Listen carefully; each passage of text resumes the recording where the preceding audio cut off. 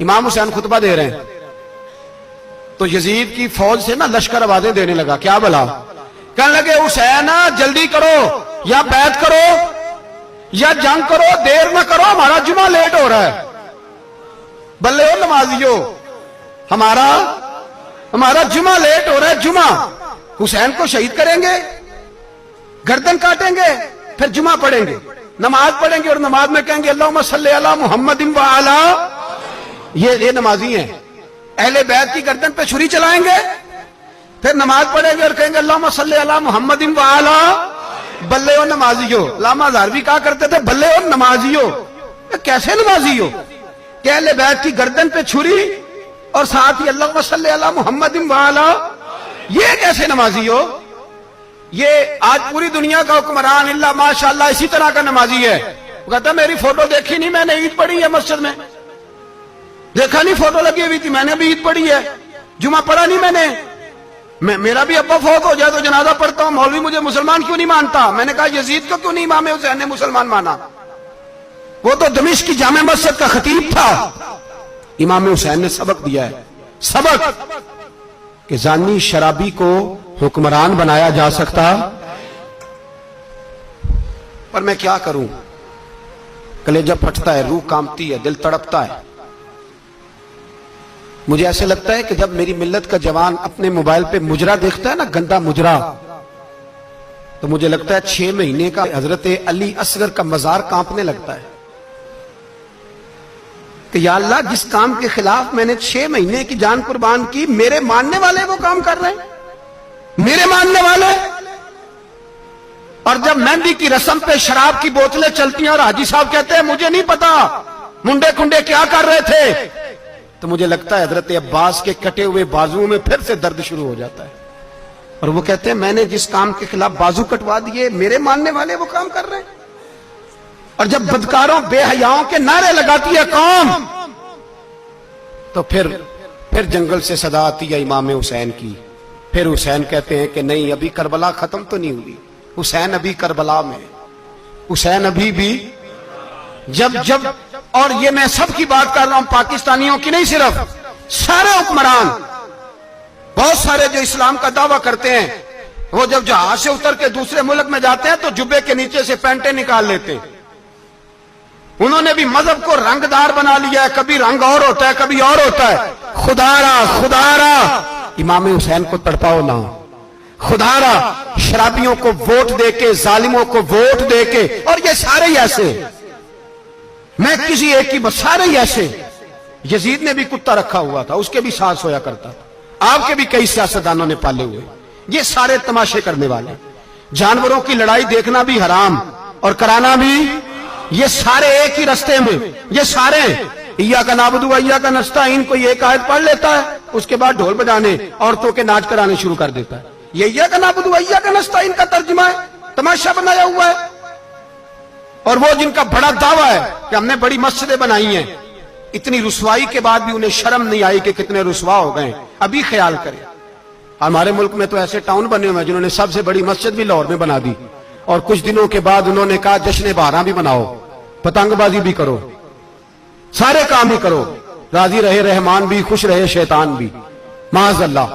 امام حسین نے اس سوچ کے خلاف جہاد کیا ہے، فرمایا نا لا الہ الا، دوسرے کی گنجائش ہے نا، شرابی کی گنجائش ہے، اس لیے کہ لا الہ الا، مسجد ہوگی تو پھر کلب نہیں ہوگا، لا الہ الا اللہ، اگر اللہ کا نام ہوگا تو پھر بدکار بے حیا کی گنجائش ہے، اس لیے کہ لا الہ الا اللہ، وحدہ لا شریک، دین میں کسی گند کی گنجائش ہے ہی نہیں۔ یہ فکر ہے امام حسین، یہ سوچ ہے۔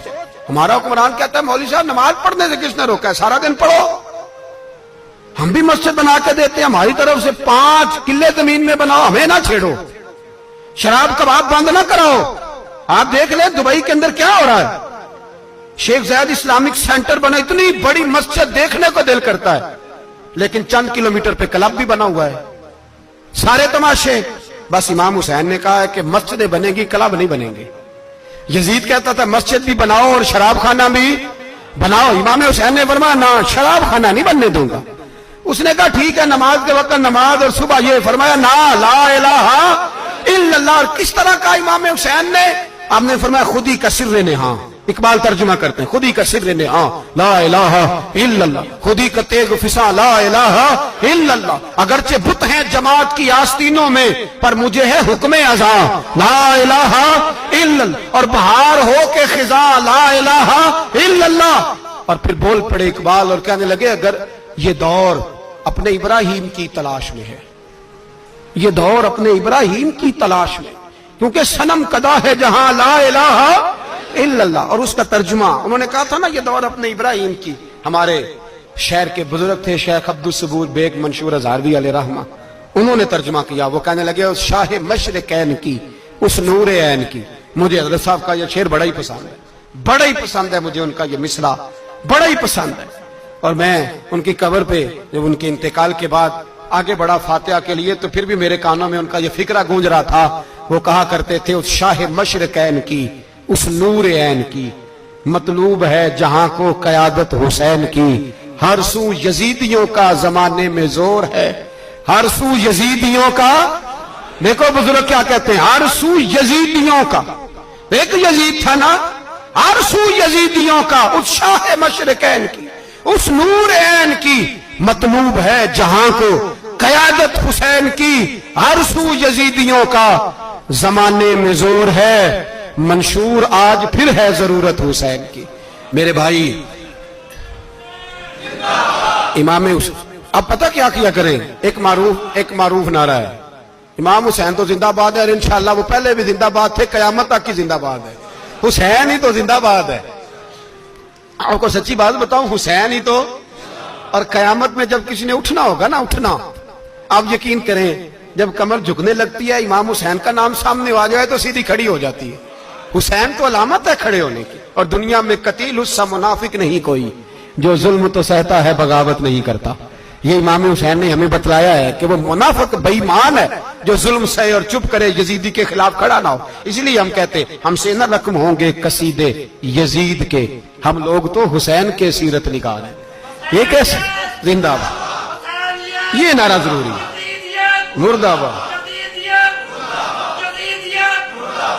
اس نعرے کی ضرورت ہے، اس نعرے کی۔ حسین تو زندہ باد ہے لیکن حسینیت زندہ باد، اور مردہ آباد کیا ہے؟ اس لیے کہ یزیدیت بھی مری نہیں، یزید مرا پر یزیدیت وہ سسکتی ہے، دم توڑتی ہے، پر کسی نہ کسی رنگ میں، کسی نہ کسی کی شکل میں اٹھ کھڑی ہوتی ہے۔ اسی لیے اقبال نے کہا ستیزہ کار رہا ہے ازل سے تا امروز، چراغ مصطفی سے شرار بو لہبی۔ اس نے کہا ہر جگہ کہیں نہ کہیں حضور علیہ السلام کی روشنی سے کوئی نہ کوئی لڑنے کی، کھڑے کرو اپنے آپ کو۔ کیوں ظالموں کی مدد کرتے ہو؟ کیوں بے ایمانوں کے سپورٹر بنتے ہو؟ کیوں ان لوگوں کے نعرے لگاتے ہو جو یزیدی ہیں؟ حسینی بنو، حسینی بن کے زندہ رہو، کوئی کھا نہیں جائے گا، کوئی کھا نہیں جائے گا۔ یزید مر جایا کرتے ہیں اور حسینیت آج بھی زندہ ہے اور قیامت تک زندہ رہے گی۔ جو شرابی ہے، زانی ہے، بدکار ہے، اگر تو آپ کی تبلیغ پہ باز آ جائے تو ٹھیک، ورنہ آپ کا اس کے ساتھ دوستانہ رکھنا بھی حرام ہے۔ کیا فتویٰ دیا میں نے؟ حرام ہے، حرام۔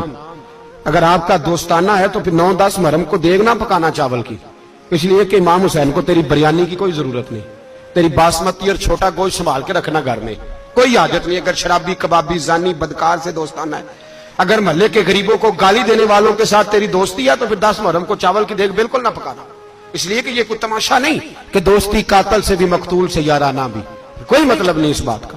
امام حسین کو ماننا تو پھر ڈٹ کے مانو، مظلوموں کے ساتھ کھڑے ہو جاؤ، غریبوں کے ساتھ کھڑے ہو جاؤ، برما کی بات کرو، برما کے مسلمان کی بات کرو، فلسطین، کشمیر، ان سب کے حق میں مسلمان اس وقت کھڑے ہوں گے جب سوچ حسینی ہو جائے گی، جب نظریہ حسینی ہوگا پھر کھڑے ہوں گے۔ 10 محرم ضائع نہیں کریں۔ اہل سنت کی علماء جہاں جہاں قرآن و سنت کی روشنی میں امام حسین کی بات کریں، جہاں جہاں بھی کریں، وہاں جا کے شریک ہو۔ ہم بھی ہر سال بیٹھتے ہیں امام حسین کی یاد منانے، اور اس طرح بیٹھتے ہیں کہ حسین ہمارا ہے، حسین ہے، اور انسان کو بیدار تو ہو لینے دو، ہر شخص پکارے گا ہمارے ہیں حسین۔